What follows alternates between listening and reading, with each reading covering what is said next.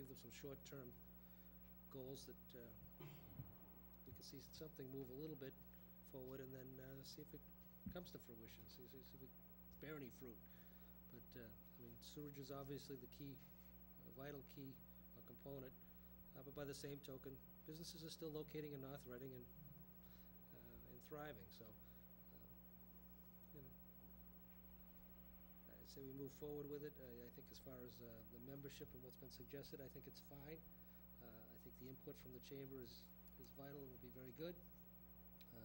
But again, that's for the appointing boards to weigh in conjunction with whoever else applies. So it's, as far as the residency membership, to me, if they happen to be residents, that's fine. But if they're members of the business community, good contributing members that are going to contribute to the organization here, then by all means, welcome aboard. I just want to hold off for a minute, and I'll get to you. You need time to fix that? That's okay. You sure? You okay? All right, go ahead. Pat Romeo and I and Heidi sat down in Heidi's office Friday afternoon. You kicked this thing around. And I'm going to say that it comes to vision. It's a vision for our community and where we want to go. And I advocated strongly for sewer, but it's not just sewer.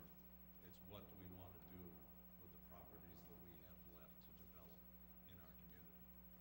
And I'll tell you, there's one girl here that's got more firepower in between her ears as to what probably ought to happen in this community than anybody else in this town. And she doesn't live here. She's great. She's done a very fine job taking us where we have been, and I think she has very fine ideas in the future. But we have to put these ideas in context of what they are. And as you can tell from listening from Warren and to Pat, there's some discrepancy here as to where we want to go and what we want to do. But we do have to go there, and we do have to bring these ideas. I mean, we're looking at the old Stop and Shop. It's a disaster. What do we do with it? We have to put something there. There are other properties adjacent to that property that should be looked at as a master plan, part of our master plan. And I think Heidi would like to speak to those at this time. Right, Heidi? That's right, yeah. She's thanking you. Yeah, thank you. Set you up. No, this is just, my brother lives in Rockland, and I actually happened to go to a mall in Hingham. And the only reason why I took these pictures is you have the Heavenly Donut site. So this is just my ideal town planner dream, where you picture the Heffron site gets developed, the Stop and Shop site gets fully developed, and they're all smart growth, pedestrian, walkable, connected. And the only reason why I liked this particular, it's not the stores, it was the amenities. Like the signs when you walked in, it was attractive. The landscaping's attractive. They have, well, that's like what you see. That's another part of when you come in. And like, look at that. Like, that's beautiful. There's like brick, there's lamp lights, there's exterior lighting.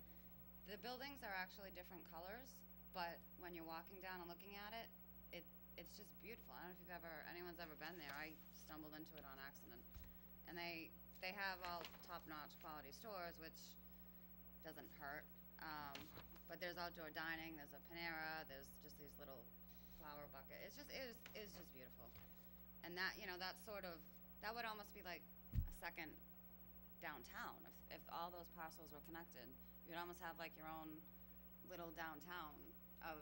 Yeah, if you follow that all the way up to follow that Stop all and the way. Shop, Right, and you and sort all of the way have what connects. they've done up in So like the tow Burlington. company, like there's like a towing company that wants to go on Heffron, like that's not fitting in.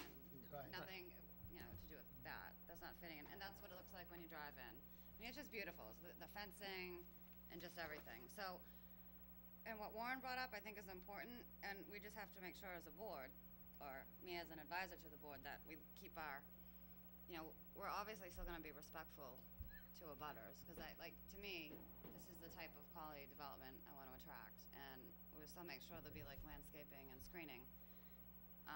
A good example I think that Warren was alluding to is, we have Firestone on our agenda, our next meeting, and in our site plan regulations, it would require a waiver of the bay doors.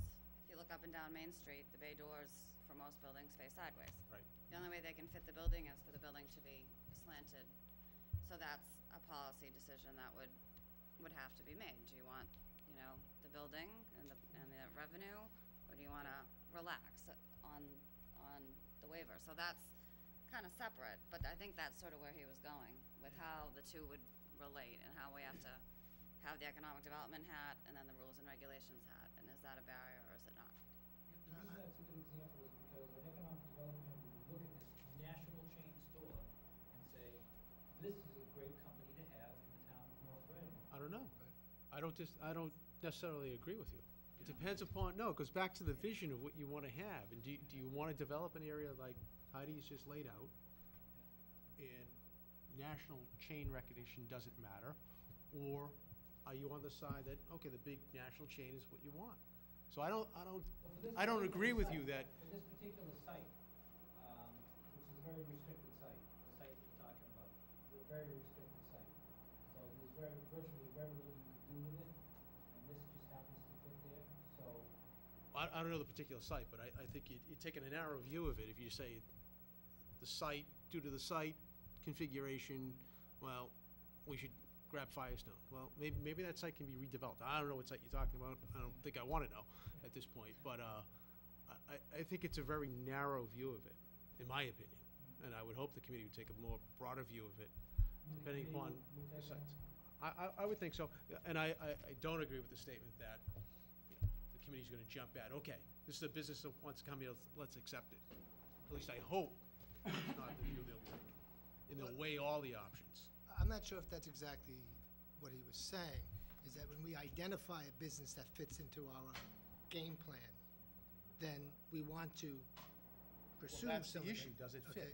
Well, they're going to identify that, that's part of what they're going to do. Just right. I think my point was that if they decide that it fits, are we willing to make the change, do the waiver? I wasn't necessarily insinuating that was gonna be the best idea. The question was, and that's why I didn't even name it when I brought it up, I just said, if that kind of a situation comes along, are we willing to make the change? Are we willing to give the waiver, realizing that down the road, somebody else could, we did it here, why keep it Well, Mm-hmm. those are the decisions that you have to Right. make as they come up, and Right. you've gotta be consistent, obviously, with, what you do. You know, But that, I think we're putting the cart before the horse a little bit.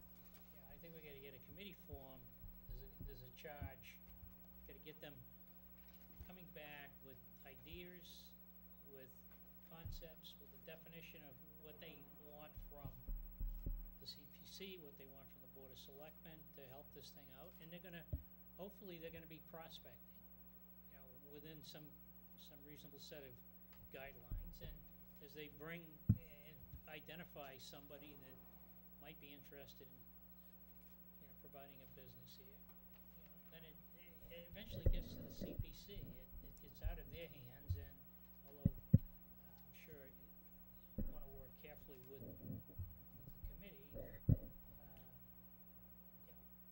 at that point, there's certain rules that have to be followed in order for it to come into town, to meet the requirements. It's just, it's not like a wild, whole Wild West. Here's a lot, we found this company, we're gonna bring it in, and we wake up, 3 years from now, walking down Main Street, and it's a total disaster. Mr. Chairman. So I think that the Economic Development Committee is more of a resource to identify, to advertise for the town, to help, attract businesses that we'd like to have in town. But they still have to go through the process. Now, we may decide to provide some incentives to bring the appropriate businesses in town. I think we're a long way off from that. Again, I just want to be sure that if we're going to go down this route, and I intend on supporting it, because I think it can be viable, but I see this new group as being lending more credibility to a lot of the things we've been talking about over the years, but another set of voices for the community to buy into. If they can see positive things happening and economic growth taking place at a little more rapid rate than is happening right now, with a comfort level that there's a little more planning and new ideas or whatever it is, we're gonna see this as another credible organization to help there to go out and sell something like a sewer district, which is gonna cost us $48 million, which is, the community's gonna have to make a huge economic commitment to. And in order to do that, I think the more voices we have out there, and we hear from an economic development committee that's out there marketing the town, marketing within the town, those types of things can only be a positive thing. Again, I just wanna make sure that we don't find ourselves working against each other and locking horns before we even get started. And I don't think that that's going to occur, and I would hope that, again, whoever's sitting on this board and that board in the next 5 years, within the next 5 years, it's just going to be receptive to the input. And again, it's a portion of the community that sporadically we've tapped into through people volunteering, but we haven't really made a concerted effort. We've pretty much relied upon our professional staff, and you people, to promote the ideas and come up with the zoning and the suggestions, and we have some say too once in a while, but the more the merrier. It can't hurt, but let's not defeat ourselves before we get started. I'd like to, go ahead. I just may. Thank you. We have to be careful. We might be getting ourselves into a corner that we might not be able to get out of. Did you mention that there was a towing company that wanted to go by? There's a ZBA application for a towing company for a Right. special Okay. permit. As other communities around us, if you look at Wilmington, Reading, Andover, if you look at these communities as they grow and they expand, they start pushing out away from them companies that for them they no longer wish to have. And the only place for them to go becomes North Reading. So we have to be careful of that. And this committee is crucial to preventing that. And in the past few months, we've just went through that with one example. So we need to be careful and that we don't get stuck in that corner. We're going to have to take what we get versus get what we want. And I think this committee, given the flexibility and us, as I said earlier, I don't mean to repeat myself, but with the CPC and the Board of Selectmen working closely with this committee and this committee working closely with us, we can really have the vision that Shep is talking about and the plan that you're coming up with and begin to find out how we implement it. But again, the thing we have to be totally cognizant of is that that's privately owned property. We have certain zoning that's allowable, and, so we have to have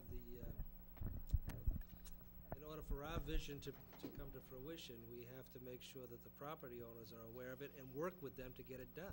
Yeah. And in order to do that, sometimes it's gonna take some compromises along the way in order to get anywhere near what we'd like to see, close to bringing our vision to fruition. I mean, just the site that you're talking about, and right in the middle of that, you've got some affordable housing, What do you do with people, I know. All right, this is You know, what so, this is what I'd like to do. First of all, do we have, you've made some additional changes to the document? Yes, you have the updated version, other than what I'm gonna change from tonight. Yeah, I think that the one change from tonight is adding The a liaison from the chamber. So perhaps what we should do tonight is officially adopt that, and if you want to do it just for first reading, including the change, and then at our meeting on the 25th, and then we can adopt, the board can adopt it at the same time, then at their next meeting, they can adopt it. So jointly, we've adopted it for first reading. And if there's any well, they're posted tonight too anyway. What? I said, I believe they're posted for this evening anyway. No, I would Yeah. expect them to vote too.